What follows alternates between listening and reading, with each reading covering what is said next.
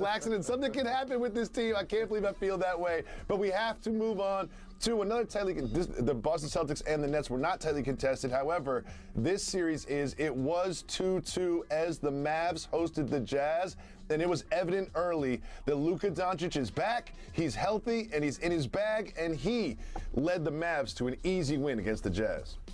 So Jacoby, you know I like to measure twice and cut once. I ain't trying to be at the bottom of the ticker.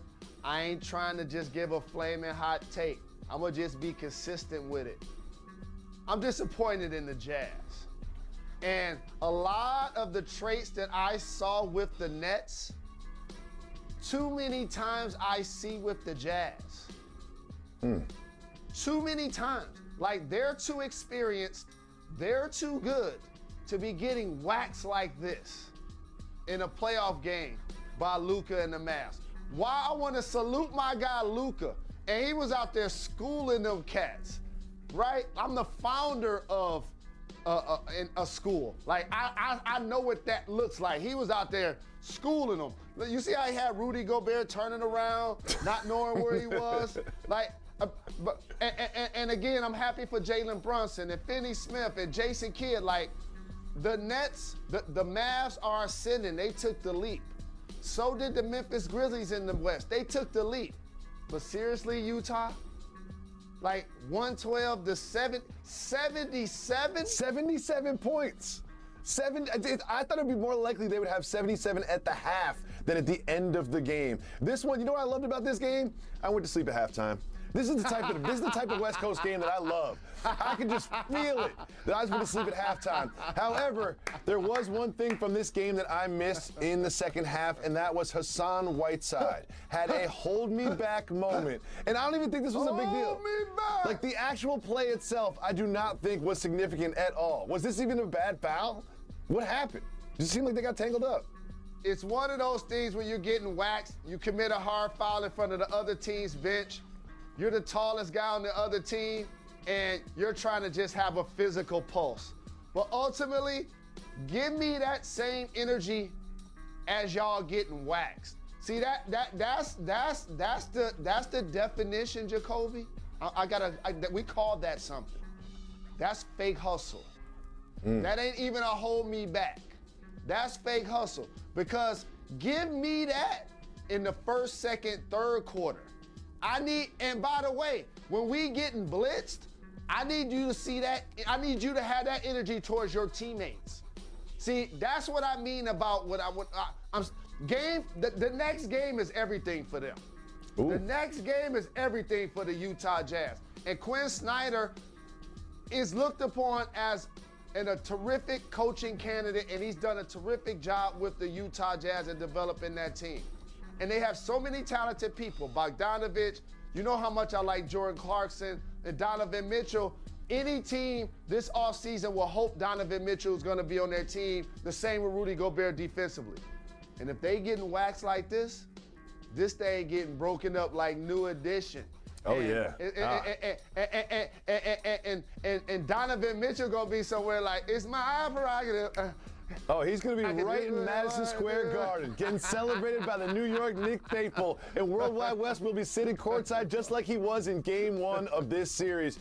Jalen, the Most Improved Player award that you once won, came out, and that man, John Morant, won it. But did he even himself feel like he deserved it? We'll explain why I said that right after this. You're watching Jalen and Jacoby. To you live above the Heineken River Deck here at Pier 17 in New York City. Welcome back to Jalen and Jacoby. Jalen Rose. No team in the history of the NBA has ever come back from being down 0-3 in a 7-game series. However, the Toronto Raptors are the latest to threaten that. They went into Philly in Game 5 and put on a great performance on both ends of the floor. Nobody.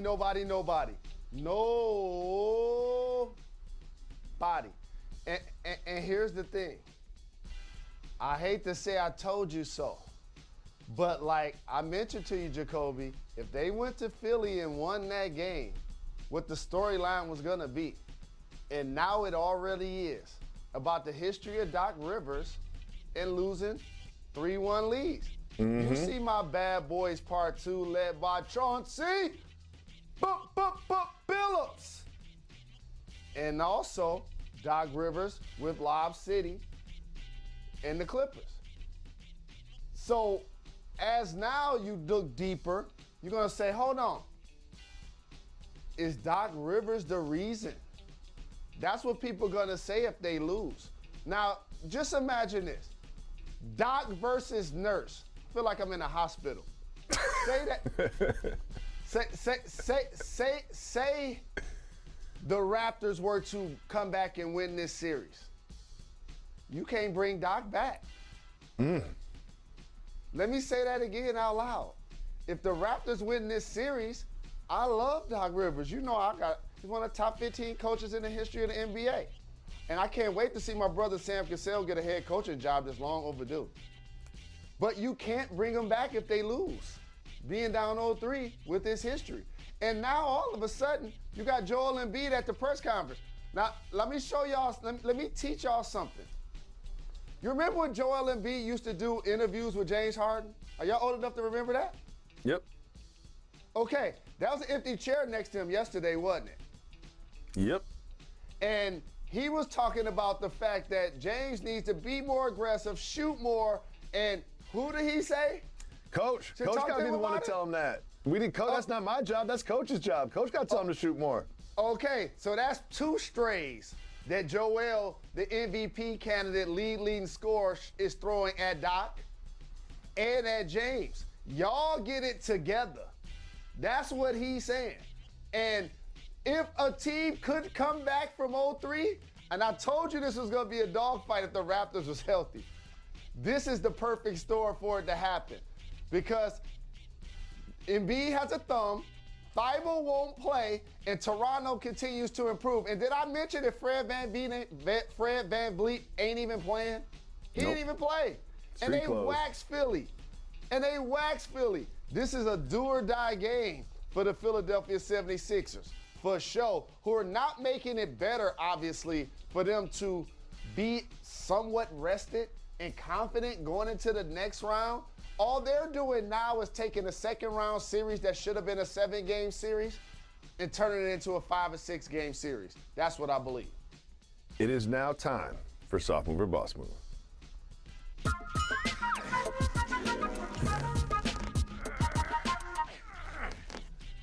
Jalen, the Most Improved Award was awarded to Memphis Grizzlies' Ja Morant, who made the leap from star to superstar, which is an interesting sort of position for someone to win this award, but he gifted the trophy to his teammate Desmond Bane, who made the leap from somewhat unknown to very productive player on a number 2 seed in the West. Jalen, Soft Move or Boss Move, giving away your trophy to your teammate.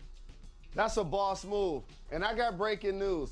Ja Morant just signs a lifetime contract with the Memphis Grizzlies. It's lifetime. He's invested. And I love it so much. I love this new generation, how they're not only embracing their teammates, but they're embracing the cities that they play in. And it's not necessarily only about if we're going to win the championship this year. It's about building something and loyalty. I love that.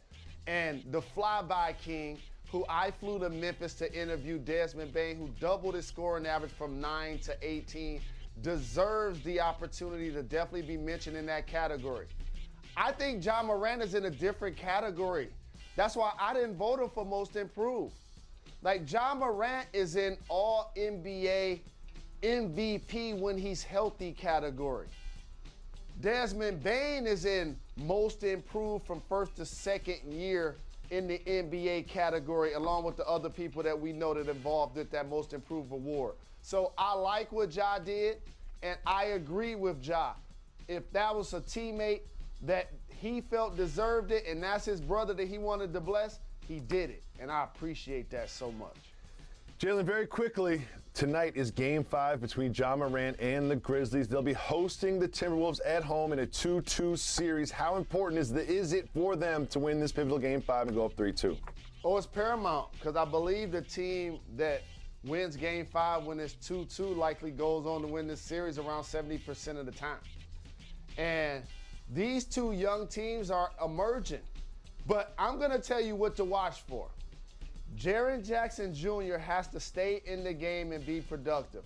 All season, he flirts with 5 fouls more than any player, or as many players as he flirts with 5 fouls as often as any player in the league.